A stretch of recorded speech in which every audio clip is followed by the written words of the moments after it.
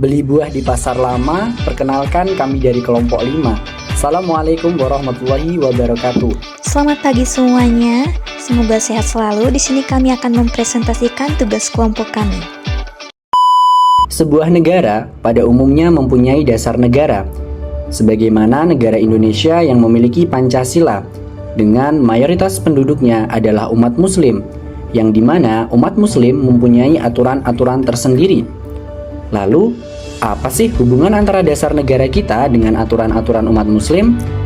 Nah, maka dari itu, kami dari kelompok 5 akan membahas mengenai relasi Pancasila dengan nilai-nilai keislaman.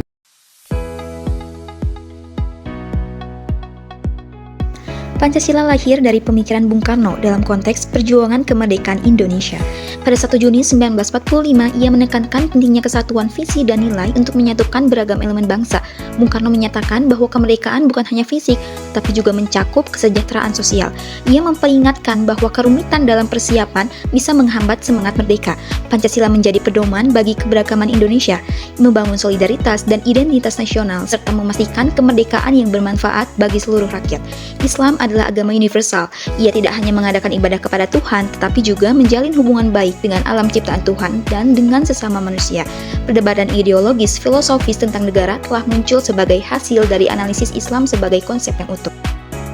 Nah, tapi tahu nggak sih, hubungan Islam dengan Pancasila dan negara hukum menarik untuk dipelajari. Setidaknya karena dua alasan, yaitu hubungan antara Islam dan negara selalu dibahas jika dihubungkan dengan landasan filosofis negara Pancasila. Tampaknya, para ideologi Islamis dan nasionalis berbeda dalam melihat hubungan antara ideologi Islam dan Pancasila. Untuk alasan ini, akan menarik untuk melihat apakah tidak ada hubungan yang konsisten di antara keduanya. Penerimaan Pancasila tidak langsung diterima sebagai dasar negara. Banyak perdebatan dan berbagai kalangan sebelum akhirnya Pancasila ditetapkan sebagai dasar negara. Kalangan orang muslim Indonesia tidak menyetujui karena nilai-nilai syariat Islam belum terakomodasi, baik secara makna tersurat maupun yang tersirat. Ali Syahbana mengatakan bahwa ketika kita melihat sejarah, Pancasila tidak hanya dirumuskan oleh tokoh nasional saja. Kehadiran para tokoh ulama dapat berdampak pada rumusan Pancasila yang islami, yaitu Pancasila yang menampakkan kerahmatan lil alamin, bukan Pancasila yang jauh dan sepi dari nilai-nilai keislaman. Nilai syariat Islam yang terkandung dalam Pancasila dengan tujuan untuk menggugah kembali kesadaran masyarakat Indonesia, terkhusus pada kalangan muslim, bahwa nilai-nilai yang terkandung dalam Pancasila, baik secara tekstual maupun kontekstual, tidak bertentangan dengan nilai-nilai syariat Islam. Adapun tokoh ulama yang ikut serta dalam penyusunan dasar negara. Yang pertama, Kiai Haji Abdul Kahak Muzakir. Yang kedua, Ki Bagus Hadikusumo. Yang ketiga, Kiai Haji Mas Mansur. Yang keempat, Kiai Haji Abdul Wahid Hashim. Yang kelima, Haji Agus Salim. Dan yang terakhir, Sukiman Wiryo Sanjoyo. Kubu nasionalis Islam menghendaki dasar negara berasal dari ajaran Islam. Adapun kubu nasionalis sekular menginginkan Indonesia nantinya memisahkan persoalan agama dari negara, karena agama dianggap sebagai urusan privasi setiap individu. Berikut tokoh-tokoh nasionalis yang ikut serta dalam penyusunan dasar negara. Yang pertama, Soekarno. Yang kedua, Muhammad Hatta. Yang ketiga, Muhammad Yamin. Yang keempat, A.A. Maramis. Yang kelima, Ahmad Subarjo. Dan yang terakhir, Abikusno Djokrosojo. Baik, kemudian relasi Pancasila dalam nilai-nilai keislaman. Sila pertama yaitu ketuhanan yang Maha Esa. Sila pertama dibuat sebagai alternatif dari pendirian Islam. Sila pertama menjamin hak-hak pemeluk agama lain selama negara mengakui agama tersebut. Kesamaan agama bukan alasan untuk membangun Indonesia merdeka. Sebaliknya, Tuhan yang Maha Esa adalah sumber kemerdekaan Indonesia. Kemudian sila kedua, yaitu kemanusiaan yang adil dan beradab. Ini adalah sila kedua dari Pancasila yang menunjukkan bahwa orang Indonesia menghargai dan menghormati hak-hak setiap manusia. Sila pertama menunjukkan hubungan manusia dengan Tuhannya, dan sila kedua menunjukkan hubungan mereka satu sama lain. Kemudian sila ketiga yaitu keharmonisan nasional dengan mengucapkan persatuan Indonesia.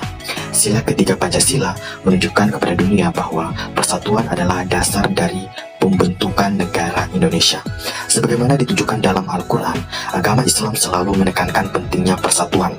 Orang-orang beriman itu sesungguhnya bersaudara, jadi damaikanlah, perbaikilah hubungan antara kedua saudaramu itu, dan takutlah terhadap Allah, supaya kamu mendapatkan rahmat.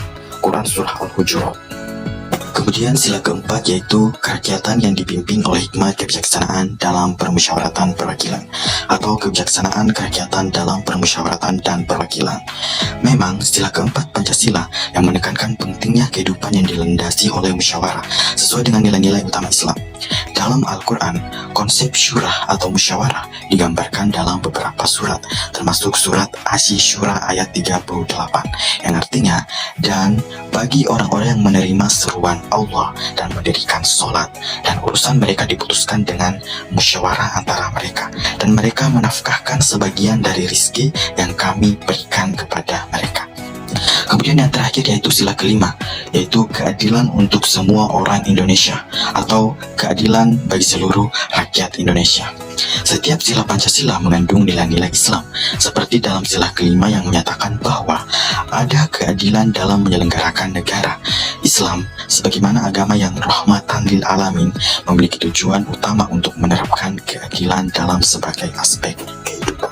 Dari video presentasi tadi, dapat ditarik sebuah kesimpulan, di mana Bung Karno pernah mencita-citakan negara beragama dan berkeadaban dengan menghormati semua pemeluk agama, di mana hubungan antara Pancasila sebagai ideologi atau dasar negara dengan prinsip-prinsip agama Islam.